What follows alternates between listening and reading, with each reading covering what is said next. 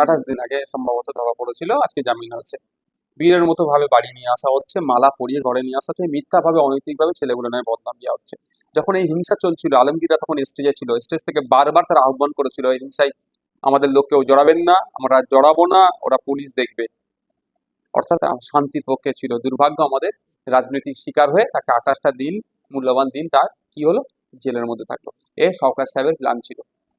যতদিন যাচ্ছে শওকত সাহেব এক্সপোজ হচ্ছে, আমাদের আলমগীরদেরকে আমাদের ওটা শানপুকুরে, না শানপুকুরে আছেন, নামটা এই মুহূর্তে ভুলে যাচ্ছি, সিনিয়র মোস্ট একজন আমাদের আছে মানুষ শানপুকুরে, নামটা এই মুহূর্তে আমার আসছে না, আরো দুজনকে আমরা, 3জন আজকে জামিন পেয়েছি।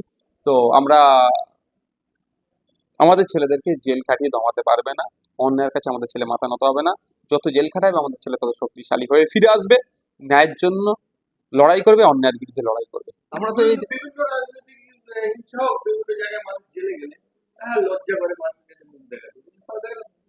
আইএসএফ যারা আমাদের নেতারা আছে তারা তারা গর্ব করে বাইরে মালা দিয়ে সাধারণ মানুষ এটা কি এটা বড় পাওনা তো আমাদের কাছে। ওরা জেলে গেলে ওদেরকে চোর চোর করে, আর আমাদের ছেলেরা জেলে গেলে আই ভাইজানের লোক এসছে বলে তাদেরকে আপ্যায়ন করে। এটা হচ্ছে ডিফারেন্স।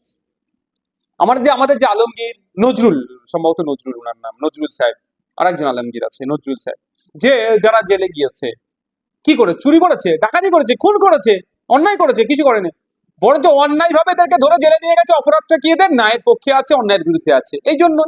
তো ন্যায়ের পক্ষে থাকলে মানুষ সম্মানিত হবে। ফিরে আসছে দেখো না, গ্রামের মানুষজন তাকে বরণ করে নিচ্ছে, এটা তো বড় পাওনা আমাদের। আর ওরা ফিরে আসলে চোর চোর বলে ডাকে, এটা ডিফারেন্স।